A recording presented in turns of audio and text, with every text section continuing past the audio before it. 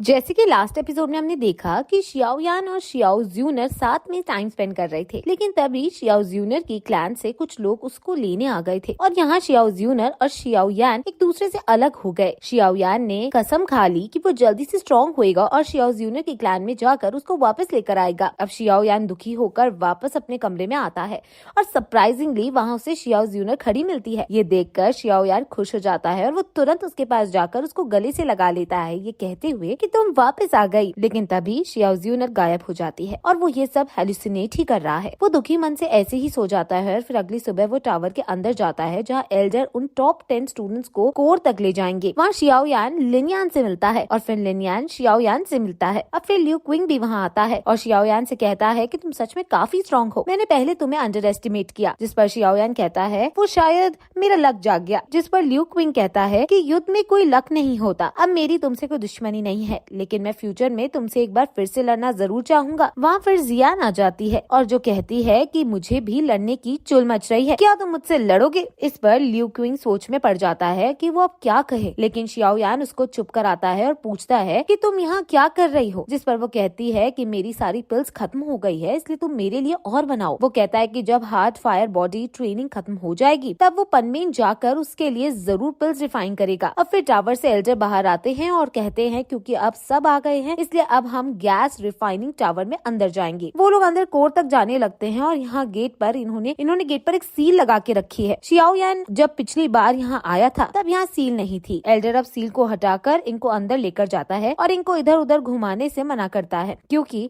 ये जगह काफी खतरनाक है और छोटी से छोटी शैतानी बड़े से बड़ा संकट ला सकती है। वो लोग काफी नीचे तक जाते हैं और फिर फाइनली एक चेम्बर तक पहुँच जाते हैं जहाँ 2 डोर कीपर्स ने उनको सील से प्रोटेक्ट कर रखा है। एल्डर इनसे डोर ओपन करने को कहता है और ये मंत्रों का यूज करके डोर को ओपन करते हैं और शियाओ यान ये सब देखकर हैरान है कि यहाँ पहुँचने के लिए काफी ज्यादा सिक्योरिटी इन्होंने ऐड कर रखी है। चेम्बर में घुसते ही शियाओ यान नोटिस करता है कि यहाँ की बर्निंग फीलिंग बहुत ज्यादा इंटेंस है और उसे समझ आ जाता है कि ये जगह फॉलिंग हार्ट फ्लेम की मेन बॉडी से ज्यादा दूर नहीं है। एल्डर्स अब वहाँ के एक पिलर को एक्टिवेट करते हैं जिसमें से कई सारी एनर्जी वेव्स निकलने लगती है। एल्डर कहते हैं कि अब तुम हियर फायर ट्रेनिंग के अंडर गो होगे। ये ओरिजिनल हार्ट इन्फ्लेमेशन है और इसको क्रिएट करने के लिए काफी ज्यादा मैन पावर की रिक्वायरमेंट होती है। ये चीज किंग ऑफ फाइटर्स से ज्यादा पावर वालों के लिए उतनी यूजफुल नहीं है, लेकिन उसे नीचे लेवल वालों के लिए ये वरदान से कम नहीं है। ये उनको दो हुआंग लेवल पर पहुंचा देगी। दो हुआंग रैंक मेनलैंड के अंदर काफी स्ट्रॉन्ग रैंक मानी जाती है और वहाँ तक पहुँचना बहुत ज्यादा मुश्किल होता है। अगर किसी को अपॉर्चुनिटी ना मिले तो ये भी पॉसिबल है कि वो हमेशा के लिए 2 लिंग ही बना रहे। तुम में से काफी लोगों ने हालांकि हार्ट फायर एक्सरसाइज कर रखी है, लेकिन फिर भी मैं तुम्हें रिमाइंड करना चाहता हूँ कि ओरिजिनल हार्ट फ्लेम के साथ एक्सरसाइज करना बहुत ज्यादा पेनफुल होता है। थोड़ी सी भी लापरवाही बॉडी को बहुत ज्यादा हार्म पहुंचा सकती है। शियाओ यान पूछता है कि पिछले सालों में ओरिजिनल हार्ट फ्लेम एक्सरसाइज का सक्सेस रेट क्या था, जिस पर एल्डर कहता है कि उनमें से आधे लोग फेल हो गए थे। तुम में से अगर कोई चाहता है कि वो ये नहीं करना चाहता तो वो बता सकता है, इसमें कोई शर्माने वाली बात नहीं है। अकेडमी में अंदर ओरिजिनल हार्ट इन्फ्लेमेशन बहुत ज्यादा प्रेशियस है और हमें इसे ऐसे वेस्ट नहीं कर सकते। ये सुनकर कोई भी डरता नहीं है और वो इसको करने के लिए तैयार है। सभी स्टूडेंट्स वहाँ बैठ जाते हैं और वो एनर्जी बॉल सभी के ऊपर आ जाती है। एल्डर सभी को फोकस करने को कहते हैं और सभी मेडिटेट करने लगते हैं। एल्डर कहते हैं कि अगर कुछ भी गलत हुआ तो हम यहाँ पर हैं, हम तुरंत प्रोसेस को रोक देंगे। सभी को काफी दर्द होने लगता है और एल्डर अभी भी नहीं जानते कि कितने लोग इसको पूरा कर पाएंगे। एल्डर्स उन डोर कीपर्स से बातें करने लगते हैं कि जो हार्ट एक्सरसाइजेस ये अपर लेवल्स पर करते थे, ये एक्सरसाइज उसके मुकाबले में बहुत ज्यादा बड़ी है। Fallen heart flame in recent years में काफी चेंज हो गई है। डोर कीपर्स बताते हैं कि अब शायद चिंता की कोई बात नहीं है। सभी इनर एल्डर्स को समन भेज दिया गया था और उन्होंने कई सारी सीड्स फिर से एक्टिवेट करवा दी थी। तब से फॉलन हार्ट फ्लेम भी सरप्राइजिंगली शांत हो गया है और इसमें अब थोड़ी सी भी फ्लक्चुएशंस नहीं है। कई सालों से फॉलन हार्ट फ्लेम सील को अटैक करता आया है, लेकिन अभी एकदम शांत हो गया है। अगर अनफॉर्चुनेटली पहली सील ये अब तोड़ भी देता है